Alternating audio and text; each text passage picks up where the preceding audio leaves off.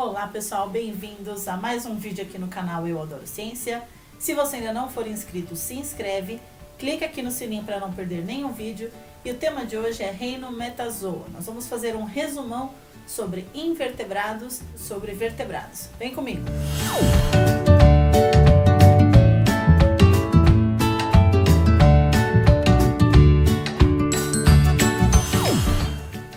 Bom, vamos ver rapidinho cada grupo de invertebrado que nós temos no reino Metazoa.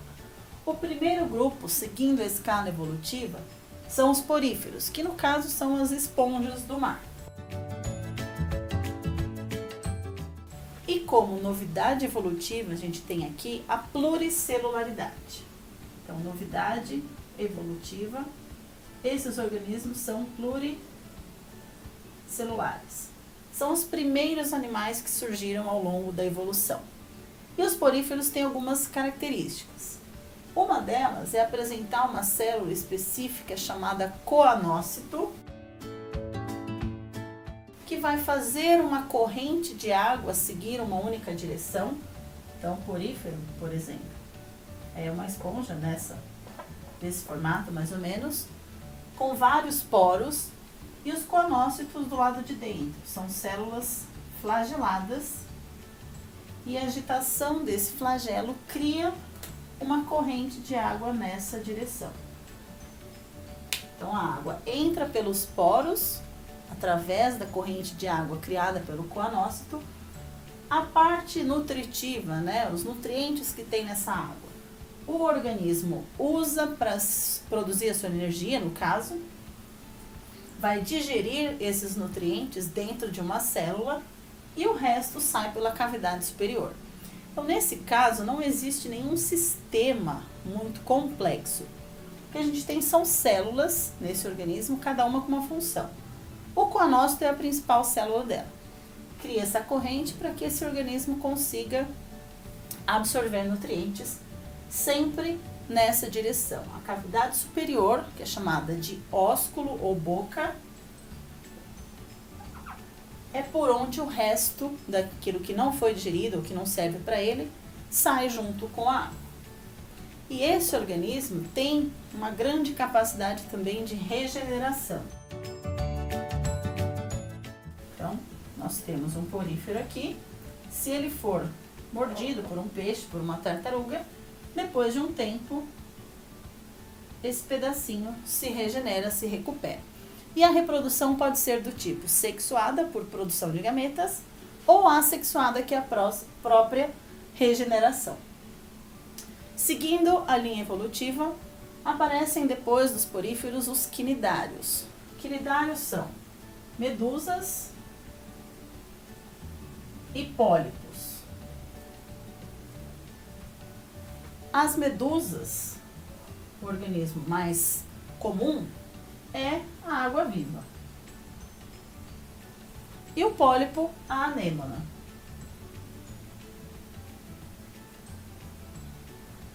Geralmente os pólipos são fixos no substrato e as medusas são móveis, elas nadam, E nos quinidários continuam sendo pluricelulares. E de novidade evolutiva aqui aparece uma cavidade digestiva, já é um pré-sistema digestório. Então ela tem uma boca na parte de baixo da sua cabeça, que se conecta a um espaço aberto. E nesse espaço aberto é onde ocorre a digestão desse alimento, do alimento desse animal. O alimento entra pela boca, vem para a cavidade digestiva, é digerido, o que ele for aproveitar é absorvido e o que não serve, que for resto, sai de volta pela boca. Então, de novidade evolutiva, nós temos a cavidade digestiva. Apareceu durante a evolução uma célula especializada em defesa e captura de alimento, que é uma célula chamada quinidócito. Essa célula chamada quinidócito produz uma substância chamada substância urticante, ou seja, uma substância que arde quando uma pessoa é queimada, entre aspas, por uma água-viva no mar. na praia é justamente essa substância produzida pelo quinidócito.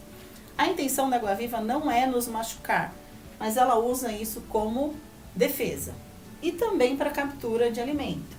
Então, os quinidócitos ficam nos tentáculos desses animais, tanto da medusa quanto de um pólipo. E quando um animal pequeno encosta, ele fica paralisado. E esse animal aqui, a água-viva, consegue absorver, né, esse animal, digerir e usar os seus nutrientes. E aquilo que não serve, vai para fora. Ou também ela usa para defesa. Se tem algum predador, ele toma um choque, vai embora, dá tempo da medusa, da água-viva fugir. Então aqui, de novidade evolutiva, o que é mais importante é a cavidade digestiva. Mas já aparece também, né, nessa evolução, uma célula especializada em defesa e captura de alimento. Até porque o porífero, ele é um animal fixo, ele não tem como se defender. Então aqui já aparece uma substância de defesa. Então, o próximo grupo de animais que surgiram ao longo da evolução são os vermes, que são divididos em dois grupos: os plateumintos e os nemateumintos. Então, são dois grupos diferentes que surgiram em épocas diferentes. Os primeiros que surgiram foram os plateumintos. E o próprio nome diz, né, que são organismos de corpo achatado, plano. Então, eles são chatos, planos. Então, são vermes, alguns são parasitas, por exemplo, a tênia ou solitária, que causa bastante estrago no ser humano. E nesse grupo aparece pela primeira vez, como novidade evolutiva, um sistema digestório. Porém, esse sistema digestório ainda não é completo, ele é incompleto. O que quer dizer? Ele vai ter boca e intestino apenas. Então, o animal come, tem um tubo digestório, né, um intestino. Esse alimento é processado, digerido, absorvido e o resto que não presta sai pela boca. Esquisito, né? Mas é assim que acontece. Então, a gente tem aqui boca e intestino. Apenas. Mas já é um aperfeiçoamento daquilo que veio acontecendo ao longo do tempo. Chegaram agora os nemateumintos. Esses vermes não são mais achatados, eles são chamados cilíndricos. Então, se eu olho o plateuminto nessa direção, eu vejo um verme desse jeito. Quando eu vejo o nemateuminto de frente, ele já é cilíndrico, tipo um espaguete. E o exemplo mais comum de nemateuminto e mais fácil da gente lembrar é a lombriga, que pode parasitar seres humanos, cachorros, porcos, gatos, uma infinidade de hospedeiros. E esses nemateumintos, esses vermes, seguindo a linha evolutiva, já apresentam uma melhora, né? E a novidade evolutiva aqui é justamente um sistema digestório completo.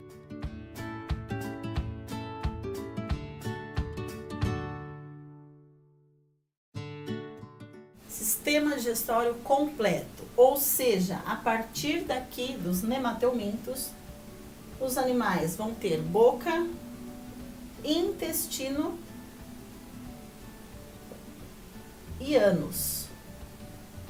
Então, a partir desse grupo, o resto, aquilo que não presta mais, né, pós-digestão, não sai mais pela boca. Já vai ter um orifício especializado para isso, que é o ânus.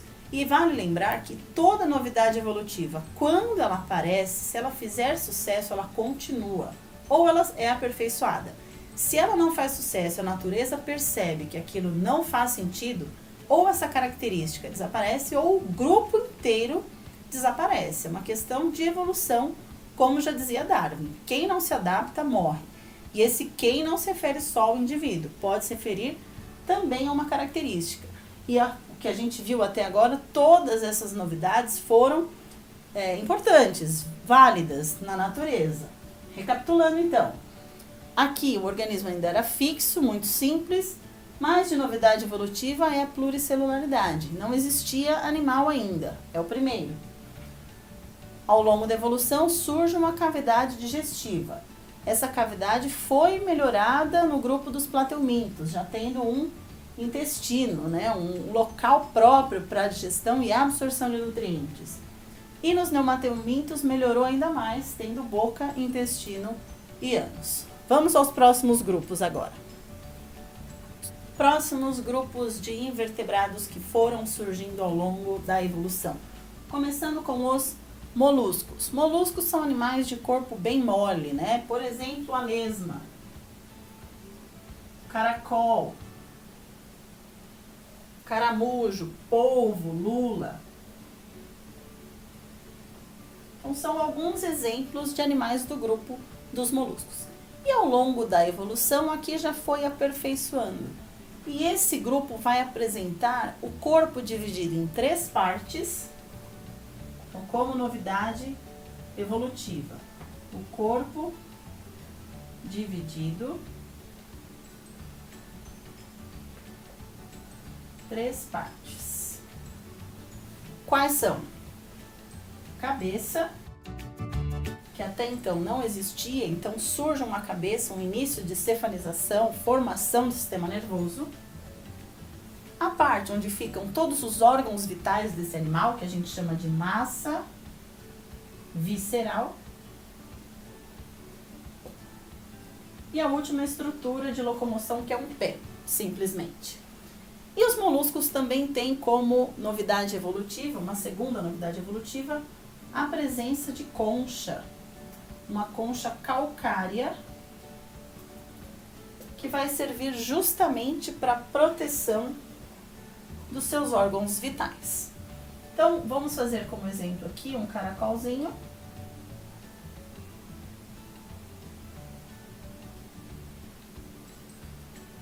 Alguns tentáculos para percepção do ambiente. Uma cabeça, que é o início da cefalização, como eu falei, um pré-sistema nervoso. Os órgãos que ficam dentro da concha e o pé, que é toda essa estrutura, que vai servir para a locomoção desse indivíduo. E eles podem ser terrestres, aquáticos ou marinhos. Com exceção desses 2 grupos aqui, os polvos e as lulas, eles não apresentam uma concha visível. Ela é muito diminuta, próxima à cabeça. E como eu disse para vocês, a concha é uma forma de proteção.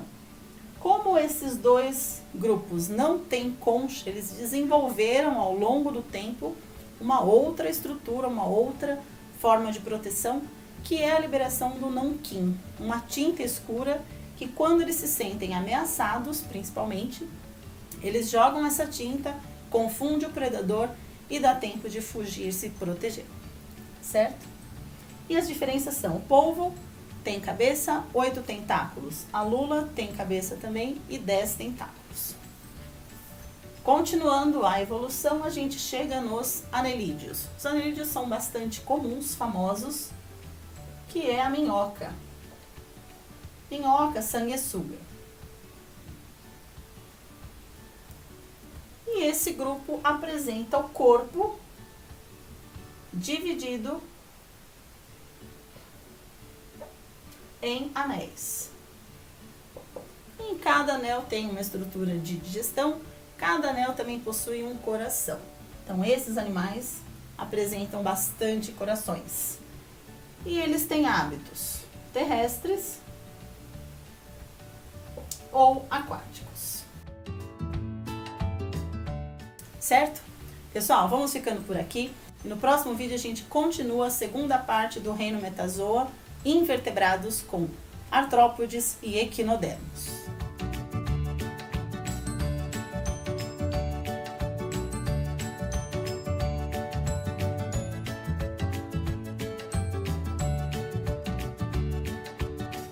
Oh!